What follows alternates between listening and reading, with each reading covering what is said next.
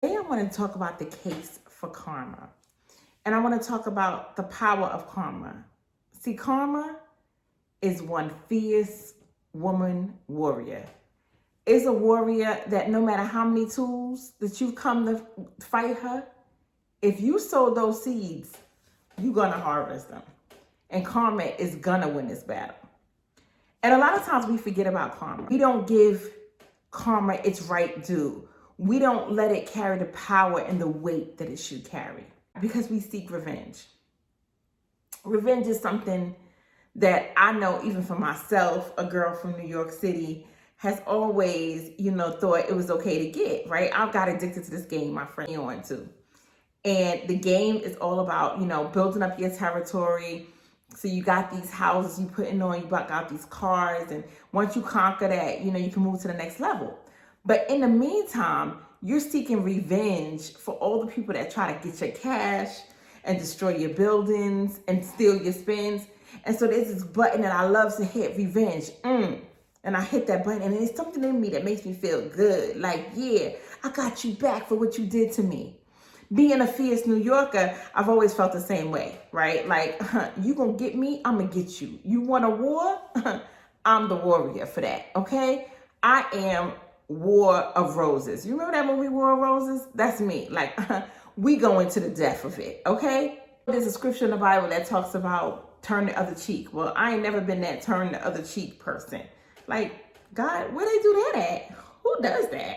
So that was always the part of me in the Bible that just didn't get along. The turn the other cheek, love your enemies, all the things you feel like you should not get revenge for what people do to you. Then something happened to me. Something happened to me really devastating, but really important. I had a friend that betrayed me. And I love this friend. We were close. But not only did she betray me, but she tried to dishonor me by going and talking about me to other people behind my back.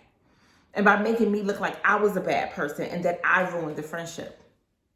So in doing this, I was like, oh my God, what am I going to do? I just was caught off guard, was just shocked. And then I had my girlfriend call me and she was like, no, Chalet, you can't let her get away with this. You got to go and you got to defend yourself and you got to tell everybody the truth and you got to come out with your receipts. Because I did have receipts. And I was ready to do it because, I'm all for that. Yeah, what do I got to round my goons up? What we got to do? What we got to do to prove my case? And then I heard this voice inside of me that said, no, you can't do this time. What? No, you can't get revenge. You're going to have to let this go. I'm like, me can't get revenge? Like, do you know who I am, God? Like, I don't play that. So it was a thing that really got to me because I became physically sick. When I say that my body became sick, I became weak because I felt like I wasn't fighting. I wasn't fighting back. And so even though I stayed quiet, I took on the emotional weight and burden of not being able to get revenge. And so then another thing happened to me was that I went through a divorce, right? And I went through a divorce in the worst kind of way when my ex-husband had a mistress and he got the mistress pregnant. And it was like, oh, I want revenge. Like, I want a revenge. Are you trying to tell me I put over 10 years of loving this man that didn't love me back? Are you trying to tell me that everything that I planted in him, everything that I did, everything that I suffered with, that I'm getting nothing out of this relationship? Are you trying to tell me that I worked 2 jobs, went through school, tried to make sure that he was the best man that he could be, and made sure that I sacrificed in this marriage just to see him leave me for another woman and have a baby by her? And now I'm stuck with these 3 kids? That was the ultimate feeling of wanting revenge, right? And some things, rightfully so, we should want revenge for, right? When we've been hurt and backstabbed and mistreated, right? Rightfully so. Nobody would blame us for saying we want revenge. But let me make the case for karma today and why it's so important. First of all, you got to know and you got to understand that the seeds that you sow, you will reap. You will harvest whatever you plant.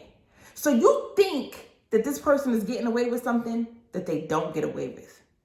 The second and most important thing I want you to know is that sometimes the reason why you can't get back at the person, and the reason why you're not supposed to touch revenge, and the reason why vengeance is not supposed to be yours, is because you're supposed to be processed.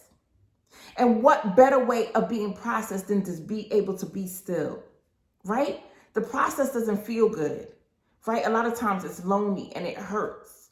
And you got to really sit there and really figure it out. But there's strength in the process. There's growth in the process. There's a lesson to be learned in the process. So if you decide, you know what, Karma, I don't see you quick enough. I'm going to go and I'm going to get revenge. And me and revenge, we going to jump Karma. We're going to jump ahead of Karma in the line. Sometimes you can mess up everything that Karma is going to do. Because if you let Karma handle it, I promise you, that woman will handle it better than you can. Third thing I learned about making the case for Karma is that what happened was when I was processed and I really got a chance to get over it and I went through my healing and my forgiveness, I wasn't even looking for revenge anymore. Isn't that weird that when we can be so mad, so upset, but when we allow ourselves to go through something and really get healing the right way, that we won't even want the revenge anymore. When I looked up at the situation and I went through all my healing process, I decided, you know what? I'm just going to move on with my life. Because the life I have beyond those people looks so much better than what it was with those people. And when I decided to let them go and let the situation go, years down the line maybe, Karma kicked in. And I didn't even feel good about it. I was like, wow, I'm going to pray for them. Why? Because revenge is heavy. It's a heavy burden to carry. If you've ever read the play Hamlet, Hamlet is all about a man who wanted to get revenge and how it made him mad and crazy. If you ever look at the stories of wars are not usually won by anger. Yes, the motivation can be anger and revenge, but they're not won by anger. They won by preparation and processing and planning, right? And really having a strategic plan in place and being wise, right? Not by the emotions that are behind it, because emotions will lead you the wrong way all the time. So what I realized is that when I was so stuck on revenge, I couldn't be processed because I was still in that anger place. But when I decided to let go, then all of a sudden, Karma is right there. Oh my gosh, Karma showed up right when I least expected it. And that's how Karma works. It doesn't come tomorrow or the day after when we looking for it, right? He ain't gonna get hit by that bus sister because he left you for your friend. And she not gonna get hit by that car because she did you dirty with your friend, right? It doesn't work like that, right? Because that would seem like instant gratification. But we need to be processed. And by the time we look up or look back, Karma done hit. And sometimes we didn't even see it coming. Isn't that how Karma works? Don't take things into your own hands. Give Karma the chance to work it out. I'm making the case for her tonight because she bad to the bone. She knows the inside and outside of everything. And a lot of times we get impatient because we like, Karma, we don't see you coming. We don't see you nowhere in the bushes. We don't see you, coming to save us. But that's okay. Karma always comes. And what people sometimes paint as these lovely pictures of their life is sometimes not the personal truth. It's not the personal truth of what they're really living. And the people that we think are not really living their karma are living personal hells every single day. So be careful what you perceive to be someone's happiness when it's really like they're living in personal karma. Choose to let go of this whole idea of vengeance. It eats away at you. It takes away something from who you are, from your being. Choose to let Karma make her own case. I know you've been betrayed, been lied to, been lied on, been dishonored, been hurt, maybe been cheated on. Maybe you felt like you had a friend that took a knife and just stabbed you in the back and twisted it all the way to your guts. I know how that feels. But I want to say today, go higher in this situation. Go higher. Choose to heal yourself. Choose to be processed so that karma can really make her case. Stay blessed.